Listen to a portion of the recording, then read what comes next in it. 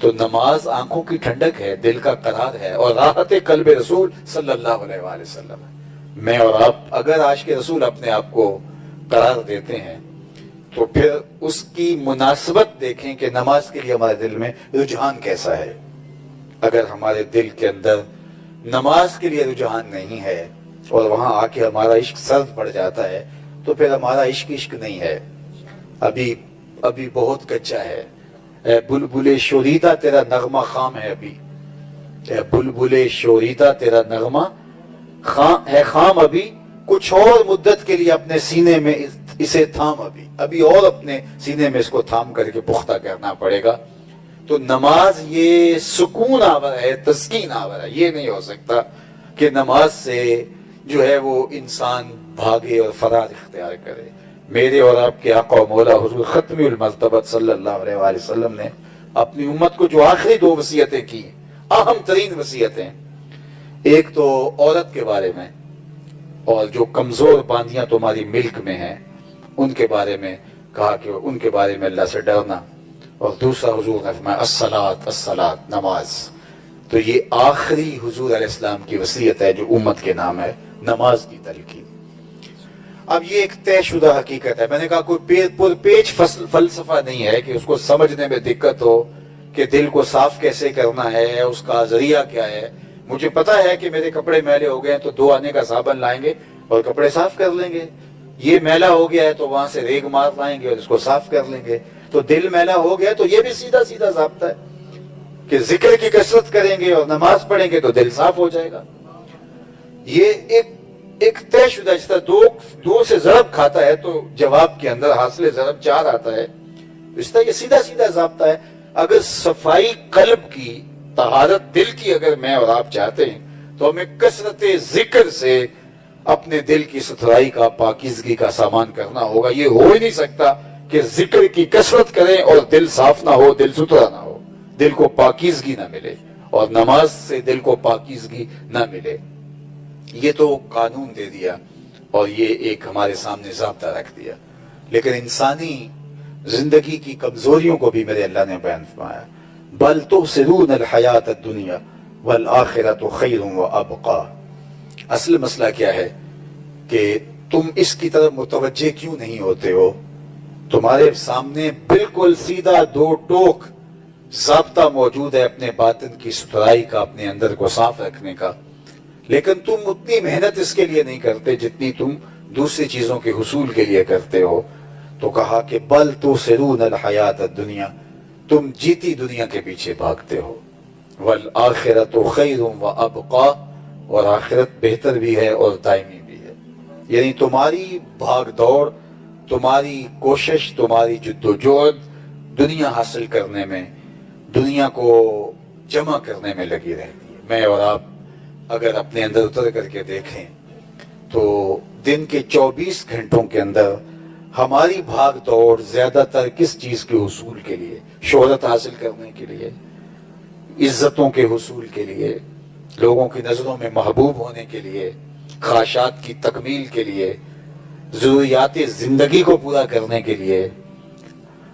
یہی ہماری زندگی کا زیادہ وقت اس پہ گزرتا ہے، اور جو اس میں تھوڑا وقت ملتا ہے نماز کا، اگر پڑھتے بھی ہیں تو کوشش ہوتی ہے کہ آخری وقت میں جائیں اور پہلے واپس نکل آئیں، اور جلدی جلدی نماز کو جو ہے وہ ہم ادا کر رہے ہوتے ہیں۔ حضور علیہ السلام گزرے، ایک شخص اپنے بھائی کو حیا کے بارے میں واز کر رہا تھا، تو آقا کریم نے فرمایا داہو فإن الحیاء من الایمان، چھوڑ دے اسے، حیا ویسے ہی ایمان سے ہے، یہ تجھے سکھانا نہیں پڑے گا، خود بخود آئے گا۔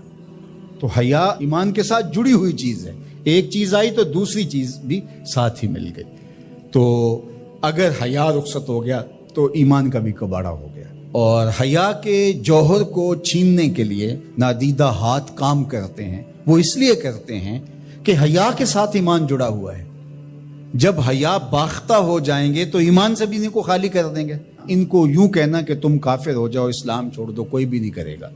تو بہتر نہیں ہے کہ ان کو حیا سے خالی کر دیں، تو وہ ساتھ پیچھے پیچھے ساتھ ہی چلی آئے گی چیز۔ تو اب دشمن کی یہ چال یہ ہے کہ یہ مسلم کافر تو نہیں ہوں گے، لیکن اس طرح کیا جائے کہ ان کو مسلمان بھی نہ رہنے دیا جائے۔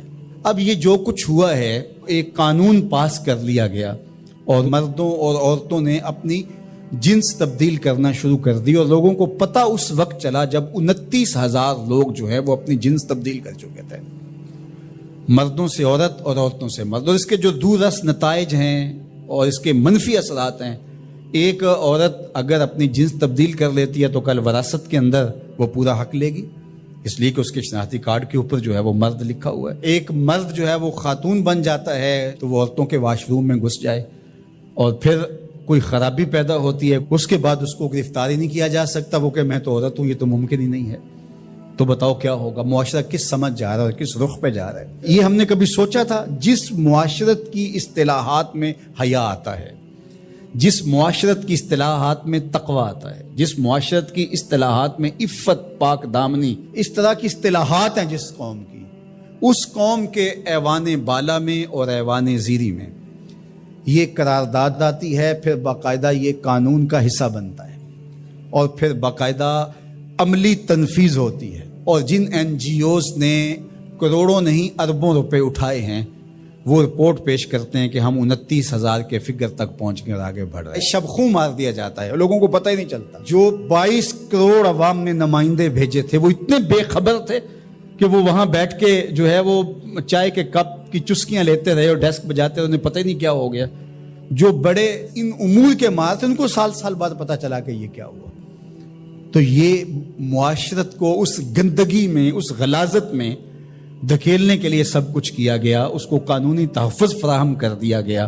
ہم جنس پرستی کی طرف، اور نہ جانے وہ لفظ نامانوس ہے ہمارے لیے، لیکن اب وہ سرایت کر گئے اس معاشرے کے اندر، اس پہ بات ہوتی ہے. اور ہم کہاں گر گئے ہیں، کس گڑھے میں گر گئے ہیں؟ ہم انسان ہیں، یہ تو چوپائے بھی نہیں کرتے. جو آج مغرب کر رہا ہے وہاں کے سنجیدہ طبقے بھی اس پہ آواز اٹھاتے ہیں، وہ بھی سر پکڑ کے ان کے دانشور کہتے ہیں یہ کس سمجھ جا رہے ہو؟ چونکہ جمہوری نظم ہے، جہاں زیادہ لوگ ووٹ ڈال دیں گے وہ ہو جائے گا، لہٰذا اس وجہ سے وہ مجبور ہیں. لیکن وہ کہتے ہیں یہ کیا ہو رہا ہے، یہ کیسے ممکن ہے؟